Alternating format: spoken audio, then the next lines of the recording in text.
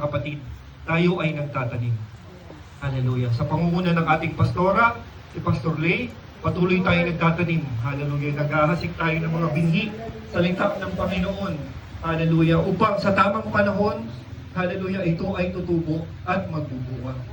Hallelujah. Sa tulong ng ating Panginoong Jesus. Hallelujah. Kung tayo ay may mga Biblia, mga kapatid, maaari ba nating buksan, hallelujah, sa 2 Corinthians 12, verses 9 to 10. 2 Corinthians, mga taga-Korinto, ikalawang mga taga-Korinto, Kapitulo 12, versikulo 9 hanggang 10. Ganito ang nasasabi, mga kapatid. Sa Tagalog, at siya'y nagsabi sa akin, ang aking biyaya ay sapat na sa iyo, sapagkat ang aking kapangyarihan ay nagiging sakdal sa kahinaan. Kaya't bagkos akong nagmamapuri na may malaking galak sa aking kahinaan, upang manahan nawa sa akin ang kapangyarihan ni Kristo. Sa versikulo 10, kaya nga ako'y nagagalak sa mga kahinaan, sa mga pagkaapi, sa mga pangangailangan, sa mga pagkakausig, sa mga pagkakahinagpis dahil kay Kristo. Sapagkat pagka ako'y mahina, ako nga'y malakas. Hallelujah. Napakaganda ng salita ng Panginoon, mga kapatid. No? Bigyan ko ang title nito, mixing title lamang, mga kapatid, no? Kunin natin sa verse 10. Sapagkat pagka ako'y mahina, ako nga'y malakas. Hallelujah. Hallelujah. Praise the Lord. Napakaganda. For when I am weak, then I am strong. Hallelujah. Makagandang mensahe mula sa ating Panginoon. Lahat tayo, mga kapatid, nanghihina. Lalo na kung tayo ay nagkakasakit. Kung hindi nyo natatanong, mga kapatid, ako din ay kamakailan nagkasakit, mga kapatid. Napakasakit. No? Nung sakit sa tiyan. Kuya, parang binibiyak yung bituka. Well, literal na binibiyak talaga. Kasi napupunit siya eh. Muntik nang mabutas. Buti na lang, hallelujah. Iligtas tayo ng Panginoong Diyos. Hallelujah. Yung sakit na hindi mo mapaliwanag. Hallelujah. Napakasakit nung pakiramdam mo yun kung aking babalikan. Hallelujah. Nangihina ako at ako'y umuwi sa aking asawa, mga kapatid. Sapagkat kailangan mo ng comfort. Mahirap kung ikaw ay sugatan doon sa battlefield at wala kang comfort. No? Kailangan mo ng assistance. Kailangan mo ng mga kasamahan na may paniniwala sa isang Diyos. Hallelujah, na may kapaniligan sa ating pananampalataya upang ikaw ay panunumbalikin, tutulungan na makabalik sa salita ng ating Panginoon. Hallelujah. Kapag ikaw ay hindi nakakarinig, mga kapatid, ng salita ng Panginoon sa loob ng matagal na panahon, manghihina ka, mga kapatid. Magugutom ang iyong spirito. Hallelujah. At susunod ang iyong katawan. Hallelujah. Pag mahina na ang spirito mo, mga kapatid, na wala ka sa pakikinig at sa focus mo sa Panginoon, susunod ang iyong katawan. Hallelujah. Lalabas ang mga kahinaan, ang mga sakit sa iyong katawan. Magkakasakit ka, madidepress ka, malulungkot ka. Hallelujah. Dahil lang hina ng iyong spirito. Wala ang guidance ng Panginoon. Hallelujah. Ikaw ay nauuhaw sa salita ng Panginoon. Hallelujah. Kaya pag ganito ang pagkakataon, isa lang ang sagot, bumalik ka sa Panginoon. Ibalik mo ang iyong focus sa Panginoon. Magpatulong ka, hallelujah, sa iyong mga kasamahan, sa ating mga kapatiran, hallelujah, upang ikaw ay makaibalik ng focus sa ating Panginoon. At sa ganoon, hallelujah, makakabalik ka sa iyong kalakasan, mga kapatid. No, gaya nga dito sa ating nabasa, no? Sapat ang biyaya ng ating Panginoon. Kahit sa panahon na tayo ay nangihina, nandyan pa rin ang kanyang biyaya. Hallelujah. Hindi nagkulang ang Panginoon sa atin. Tayo lang ang medyo nagkakaroon ng kakaibang perception, mga kapatid.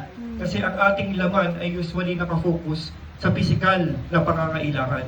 Hallelujah. At anong sabi ng Biblia, mga kapatid? Ang iyong laman ay kalaban ng iyong spirito. Hallelujah. Kaya tayo ay nagpa-fasting, mga kapatid, di ba? Upang ibalik ang ating focus at sabihin natin sa ating laman, hindi ka lang mabubuhay sa mga tinapay na iyong kinakain, sa mga pagkain na pumapasok sa iyong bibig, kundi sa bawat salita na lumalabas na salita sa bibig ng ating Diyos. Hallelujah. At sa pamamagitan nun, mga kapatid, ikaw ay manunumbalik. Bibigyan ka ng kapangyarihan ng ating Panginoon.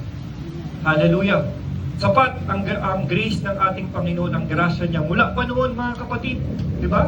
Ang Panginoon, mula sa kaitaas-taasan na pinakamalakas, pinakamakapangyarihan, anong ginawa ng Panginoon sa atin? Hallelujah. Ligaw ang mga tao, mga kapatid. Masasama ang mga tao. Puro kasalanan. At naligaw ng landas. Hallelujah. Sabi ng Biblia. Kaya ang ating Panginoon, sabi niya sa John 3:16, hallelujah, binigay niya ang ating Panginoong Jesus. Di ba, mga kapatid? For God so loved the world that He gave His only begotten Son, that whosoever believeth in Him should not perish but have an everlasting life. Mga kapatid, no? Siya'y nagkatawang tao mula sa, hallelujah, kataas-taasan ng makapangyarihang Diyos upang ituro sa atin ang tamang daan, hallelujah, upang tayo na mahina at ligaw, na may mga pagkakasala, ay matutunan nating magpakumbaba, hallelujah, at magsisi ng ating mga kasalanan at matanggap ang kaligtasan mula sa ating Panginoong Diyos. Hallelujah. Sapat ang grace, ang grasya ng Panginoon. Mula pa noon, mga kapatid. No? Mula pa noon, binayaran niya na ng kanyang dugo, hallelujah, ang ating kaligtasan. Bayad na, mga kapatid. Hindi na natin kailangan magpapako sa krus. Hallelujah. Hindi na natin kailangan maglakad at umahampas sa ating mga sarili. Hallelujah. Bayad niya na ang kaligtasan. Anong sabi ng, hallelujah, ni Pedro sa kanyang salita? No? Acts 2:38, mga kapatid. No? Then Peter said unto them, repent and be baptized, every one of you, in the name of Jesus Christ, for the remissions of your sins. And you shall receive the gift of the Holy Ghost, mga kapatid, di ba? Ayun yung susi ng kaligtasan. Hallelujah. Binigay na sa ating lahat, mga kapatid. Sinabi na nila kung ano ang dapat nating gawin upang tayo maligtas. Hallelujah. Bakit ba kailangan nating maligtas, mga kapatid? Bakit ba? Mas masarap mabuhay sa lupa. Sarap kumain. Ang sarap matulog. Hallelujah. Di ba, mga kapatid? Kaya tayo may kaligtasan sapagkat may forever, mga kapatid. Amen. Hallelujah. Hindi lang tayo forever nandito. Hallelujah. Tayo ngayon ay malakas. Darating ang ating panghihina. At darating sigurado ang ating kamatayan. Hallelujah. At nakakatakot, mga kapatid, kung tayo ay hindi handa. Hallelujah. Hindi natin alam kung kukunin ng ating Panginoon. Hallelujah. Nakakatakot kung tayo ay nasa kasalanan, nasa mundo, nasa kalayawan ng mundo. Hallelujah. Ang iniisip natin ay mga kayamanan, kung paano magpapayaman. Hallelujah. Tayo ay nag-iisip ng para sa kinabukasan, subalit hindi natin alam, ang mahalaga ay ang kaligtasan, mga kapatid. Hallelujah. I-insure mo muna ang iyong forever. Ano bang ating forever, mga kapatid? Hallelujah. Ang forever ay ang kaligtasan ng iyong kaluluwa. Amen. Hallelujah. Sapagkat yan ang walang katapusan, ang iyong kaluluwa. Hallelujah. Pag ikaw ay namatay, mga kapatid, ang kaluluwa mo ay mamamahinga lamang. Hallelujah. Sabi ng Panginoon, huwag kang umiyak. Kung nawalan ka ng isang kamag-anak, hindi mo ba alam na siya ay natutulog lamang? Ang sabi ng ating Panginoon, hallelujah. Hallelujah. Siyempre masakit din, mga kapatid, mahirap hindi umiyak, di ba? Kung ikaw ay mawalan ng isang ina, ng isang ama, lalo na kung ikaw ay magulang, ay mauna pa sa iyo ngayong mga anak, medyo masakit yun, mga kapatid, sa isang magulang. Subalit ating isipin, mga kapatid, na ang kamatayan ay hindi ang katapusan, mga kapatid. Hallelujah. May susunod na judgment sa atin. Hallelujah. I-judge tayo ng Panginoon kung tayo ay sumunod sa kanyang mga salita, mga kapatid. No? Kaya ngayon pa lang, lahat tayo ay nagsisi ng kasalanan. Hallelujah. Pare-parehas tayong guilty, mga kapatid. Sabi ng Biblia. Amen. Hallelujah. Everyone falls short of the glory of God. For all have sinned Hallelujah. And the wages of sin is death. Hallelujah. Pagkamatay ng ating spirito, pagkalayo, pagkaputol sa grasya, hallelujah, ng ating Panginoon. At yun ang nakakatakot, mga kapatid. Yun ang nakakatakot, yung mawala ka sa connection mo sa Panginoon. Hallelujah. Sapagkat kung ganun ang, hallelujah, mangyayari sa iyo, gaya ka ng binabanggit ni Sister Elsa, ang paalala sa atin kanina. Hallelujah. Kung ang demonyo nakakapit sa iyo nung una ay isa lang, kung lumayo ka sa Panginoon, magsasama ng marami yan. Hallelujah. Lalo kang kakapitan yan pailalim upang di ka na makapunta sa ating Panginoon. At salamat sa Panginoon. Hallelujah. Sapagkat ang ating Panginoon ay namamano, mga kapatid. Hallelujah. Papaalalahanan ka niya na gaya ng isang ama. Hallelujah. Hallelujah. Gaya ng isang pastor. Hallelujah. Na nagpapastol ng mga alagang hayop, ng mga tupa. Hallelujah. Hahanapin niya ang isang nawawala. Iiwanan niya ang kakarami upang ikaw ay hanapin, mga kapatid.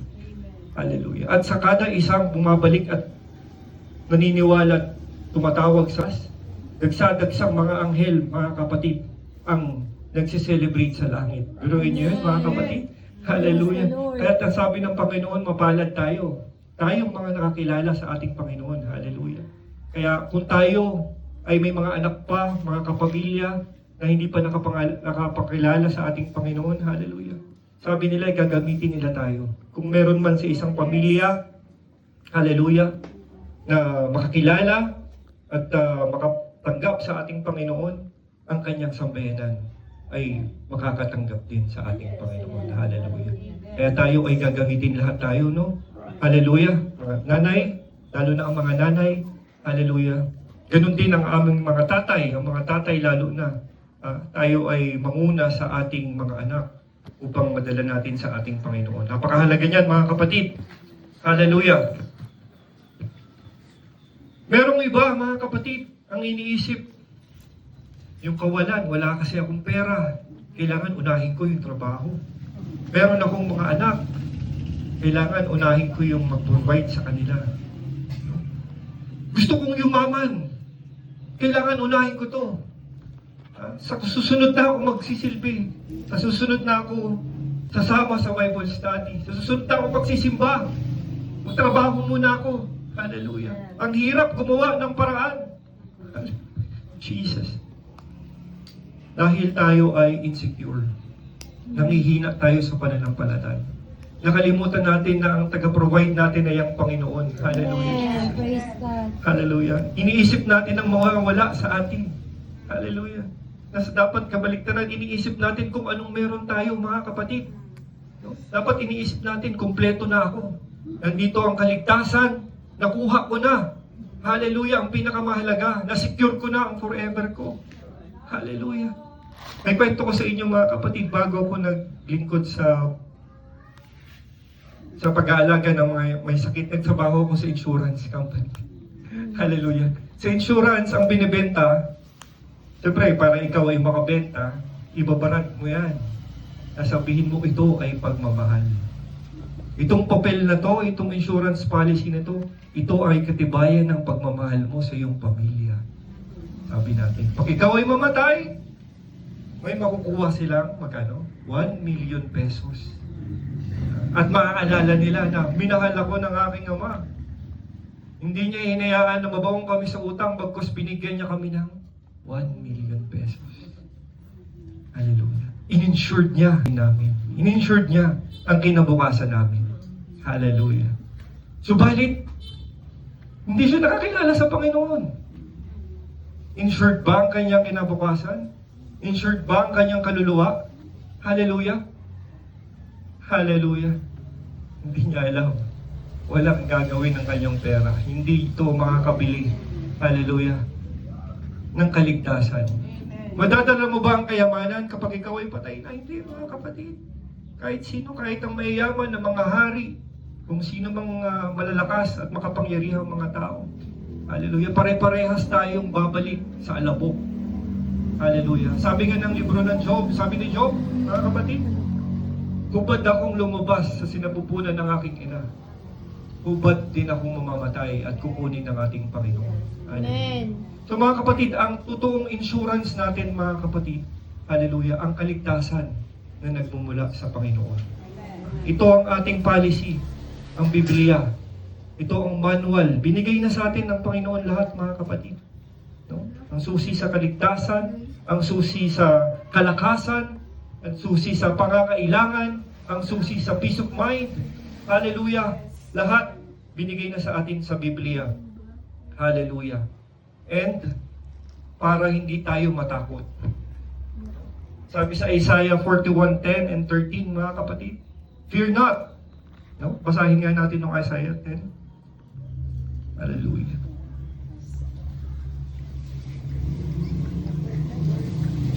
Isaiah chapter 41 verse 10, mga kapatid, and 13. Hindi. 41, 10, Yes? verse 10. Huwag kang matakot, sapagkat ako'y sumasa inyo. Huwag kang manglupaypay, sapagkat ako'y inyong Diyos. Aking palalakasin ka, oo, aking tutulungan ka, oo, aking alalayan ka ng kanang kamay ng aking katwiran. 13. Verse 13, sapagkat ang Panginoon mong Diyos ay ang hawak ng iyong kanang kamay na magsasabi sa iyo, huwag kang matakot, aking tutulungan ka. Praise the Lord. Di ba? Isa lang to sa napakaraming pangako ng ating Panginoon. Anong sabi niya mga kapatid? Huwag kang matakot sapagkat ako'y sumasa inyo. Hallelujah. Huwag kang mga lupaypay sapagkat ako'y iyong Diyos. Aking palalakasin ka. Aking tutulungan ka. O aking alalayan ka ng kamay ng aking katuwiran. Hallelujah. Napakagandang mga pangako mga kapatid. No? Huwag kang matakot. Hallelujah. At ang sabi dito sa ating binasa kanina mga kapatid, ang kapangyarihan ay nagiging sakdal sa kahinaan. Duruin mo yun mga kapatid, no? Tayo pag nangihina mga kapatid, no? Wala ng lakas, di ba? Nangihina, minsan hindi makakain, pupunta tayo sa ospital, no? Kung ano-ano yung ating reklamo dahil tayo'y nangihina at may sakit. Subalit sa Panginoon tayo man ay manghihina, siya ang magbibigay sa atin ng ating kalakasan. Napakaganda nung prinsipyo ng ating Panginoon, no? God's strength and power is made perfect in weakness. Hallelujah. No? Sa kahinaan ng doon ang kanyang kalakasan. Hallelujah. Sapagkat ang Diyos ay hindi natin maisip, hindi natin makuha ang kalawakan ng kanyang pag-iisip at katuwiran, mga kapatid. Hallelujah. Ang tao, mga kapatid, tayo usually nakabase tayo sa physical eh. Kung ano yung nakikita, ano yung naririnig, ano yung naperperceive ng ating mga senses. Kung tayo ay malakas, maganda, mayaman, makapangyarihan, hallelujah, nandun ang ating, hallelujah, pride. Hallelujah. Subalit mga kapatid, nandun din ang ating downfall. No? Sa mga tinitingnan natin na nakakapagtaas ng ating status, kalakasan, kapangyarihan, kayamanan, yun din ang ating downfall, mga kapatid. No? Ganun ka kaganda ang prinsipyo ng Panginoon. Anong sabi ng Panginoon? Mapalad.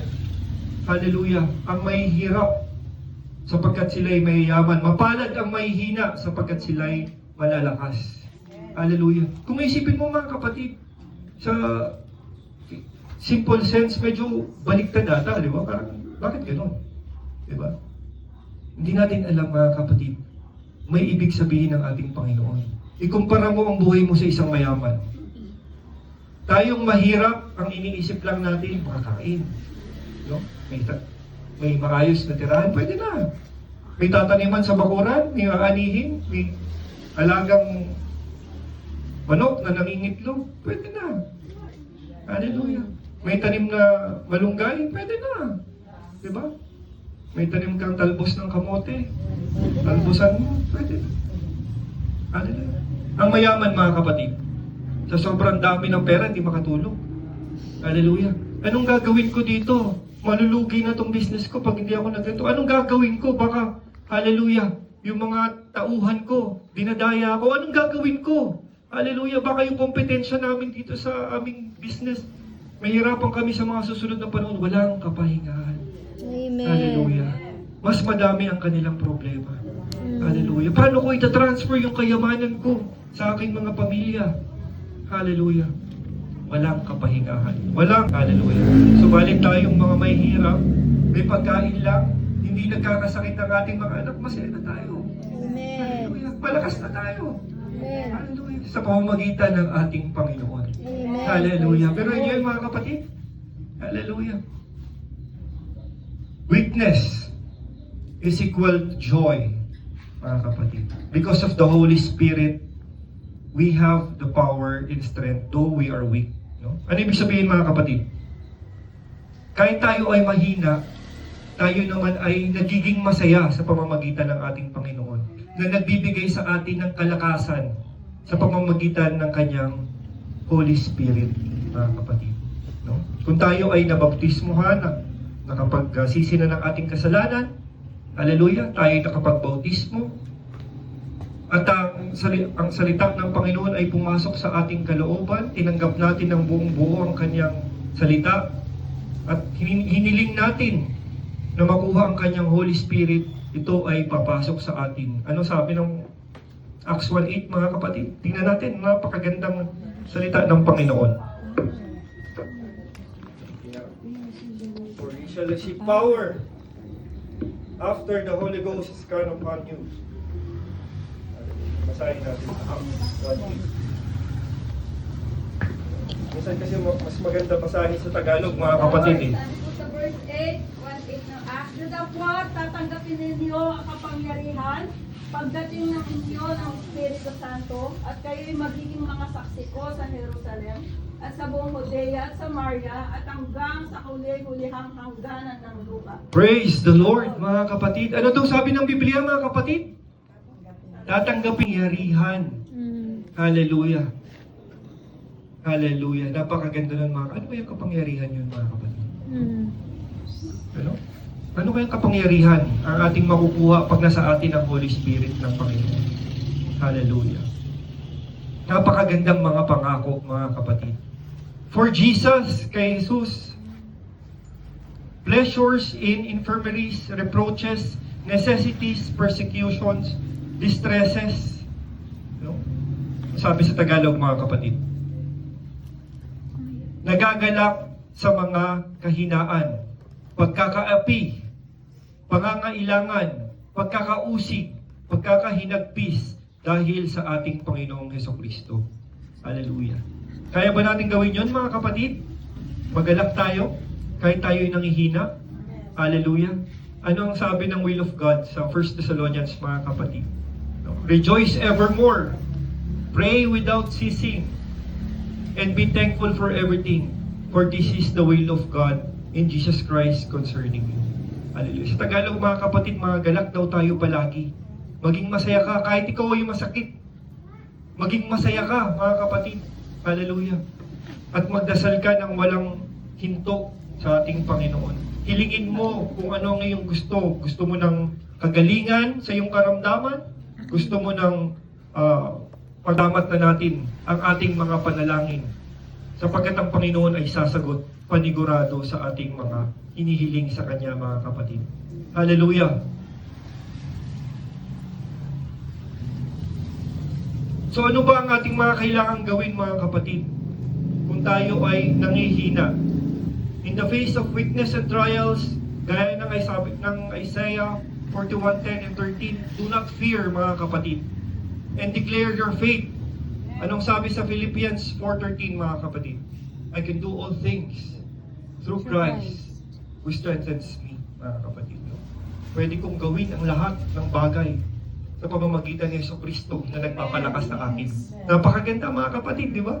Kahit tayo'y masakit, kahit tayo nangihina. Hallelujah, sabi nga nila Sister Elsa kanina, kahit wala tayong pera, mga kapatid. Basta gustuhin mo lang na pumunta sa gawain ng Panginoon at manunumbalik ang iyong kalakasan. Hallelujah. Amen. Hallelujah. Puproteksyonan ka ng Panginoon. Ibabalik niya ang iyong kalakasan. Hallelujah. At tutulungan niyang maligtas ang iyong sambayanan. Amen. Hallelujah. Sino may mga ganyang patotoo? Napakaganda niyan mga kapatid. Kami, Ang Torreja family, mga kapatid, bunga niyan. Nagsimula ang pananampalataya sa aming mga lolo, lola. Subalit ang aking mga tito talagang nasa kaguluhan. May mga adik, may mga siga-siga sa kanilang mga kung saan-saang lugar. Hallelujah. Bago sila tinawag ng ating Panginoon, bago sila nakakilala sa ating Panginoon. Subalit kung nung makilala na ang Panginoon, mga kapatid, naging pastor, naging evangelist, hallelujah, at ang mga henerasyon ay nakakilala sa ating Panginoon. Amen. Hallelujah. At sabihin ko sa inyo, mga kapatid, pag ang inyong sambayanan ay nakakilala sa Panginoon, napakaganda ng kinabukasan na naghihintay sa bawat isa, mga kapatid. Nagsisimula yan sa isa, katulad natin, mga nanay, mga tatay, hallelujah. At pagmamanahin niya ng lahat ng mga henerasyon na susunod pa sa atin. Hindi yan kakalimutan ng ating Panginoon. Isa yan sa kanyang mga pangako, mga kapatid. So in the face of weakness and trials, do not fear. Declare your faith. No, like I can do all things through Christ which strengthens me. And be strong in the Lord. Sabi sa Ephesians 6:10 and 10 to 11, mga kapatid, basahin natin ulit.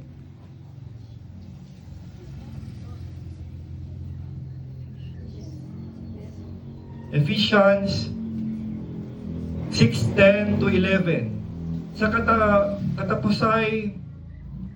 katapus-tapusay, magpakalakas kayo sa Panginoon at sa kapangyarihan ng kanyang kalakasan. Mga bihis tayo ng buong kagayakan ng Diyos upang kayo'y magsitibay laban sa mga lalang ng dyablo. Hallelujah. Be strong in the Lord. Hallelujah. Paano natin gagawin yan, mga kapatid? Piliin natin ang Panginoon. Hallelujah. Unahin natin ang Panginoon.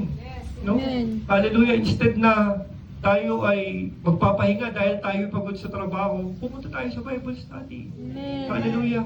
Kung tayo ay walang schedule na maayos para sa gawain ng Panginoon, gawan natin ng paraan. Amen. I-request natin, ipag-pray natin, ipag-fasting natin, mga kapatid. Hallelujah. Hallelujah. Dahil ito ay napakalaga, mga kapatid. Hallelujah. And God will renew our strength. Sabi niya sa Isaiah 40:31. Basahin natin, mga kapatid. Isaiah 40:31.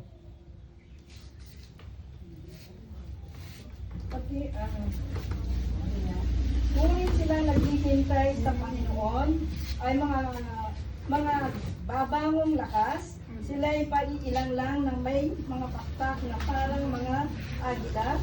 Sila'y magsitakbo. Sila'y magsisilakad at hindi maghihina. Praise the Lord. Another promise to, mga kapatid. Panibagong pangako. Ano sabi ng Panginoon? Gaya ng nabasa ni Sister Len. Ngunit silang naghihintay sa Panginoon ay magbabagong lakas. Sila'y paiilang lang na may mga pakpak na parang mga agila. Sila'y magsisitakbo at hindi mapapagod. Sila'y magsisilakad at hindi manganghihina. Hallelujah. Di ba, mga kapatid, napakaganda. Parang nakikita natin ang ating pastora dito eh. Di ba? Hallelujah, laging nasa gawain ng Panginoon. Pati kasama si sila Sister Els, hindi napapagod. Hindi, hallelujah, hindi nanghihina. Hallelujah. Di ba? Dahil sa ating Panginoon, mga kapatid. Hallelujah. Dahil sa kabutihan ng ating Panginoon. Hallelujah. So let's give thanks. Hallelujah. Sa ating Panginoon, basahin natin sa Psalms 107 verse 1.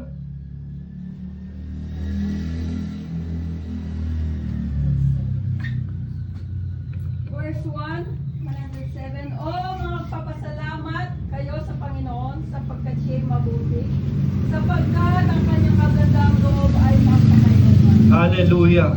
Magpasalamat tayo sa Panginoon sapagkat ang kanyang kabutihan ay walang hanggan magpakailanman. Hallelujah. Hallelujah. Hallelujah. God gave us power, love, and sound mind. Sa 2 Timothy 1:7, mga kapatid, huling verse na ito, mga kapatid, na ating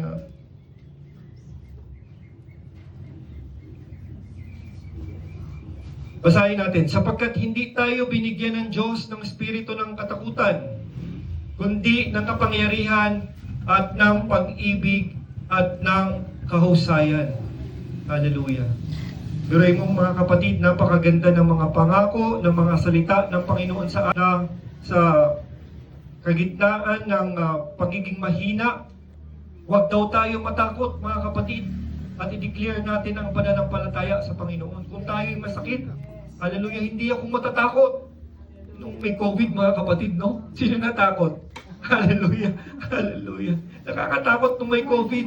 Hallelujah. Ngunit anong sabi natin? Panginoon, ikaw ang aking tagapagpagaling. Amen. Hallelujah. Hindi ako matatakot.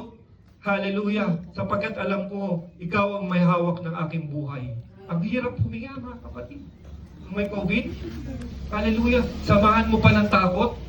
Ay naku, bagsak ka talaga. Hindi ka na makahinga, matatakot ka pa. Kaya ang daming namatay mga kapatid eh. Diba? Ang daming namatay. Naramdaman ko rin yun mga kapatid. Mag-isa lang ako sa Laguna, nagtatrabaho ako, ang aking asawa at mga anak lang dito sa Kapas.